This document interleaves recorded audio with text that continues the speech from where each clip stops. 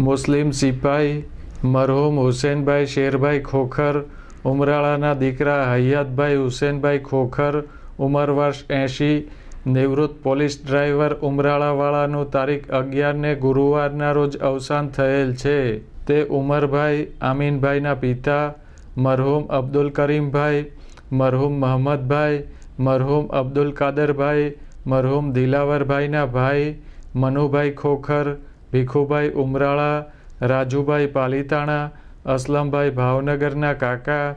કરીમભાઈ અલીભાઈ, યુસુફભાઈ અલીભાઈ ખોખર ભાવનગરના બનેવી, મરહુમ છોટુભાઈ બાપુભાઈ ચૌહાણ ગારિયાધાર, મરહુમ અકબરભાઈ બાપુભાઈ દસાડિયા શિહોરના શાળા, નઝીરભાઈ મુબારકભાઈના મામા, અજીતભાઈ ઇબ્રાહીમભાઈ લુણધરા, ઉસ્માનભાઈ અલીભાઈ ચૌહાણ ગારિયાધારના વેવાઈ, ઇકબાલભાઈ રહીમભાઈ ડોડિયા સાવરકુંડલા, ખુશાલભાઈ કરીમભાઈ ચૌહાણ નોંઘણવદર,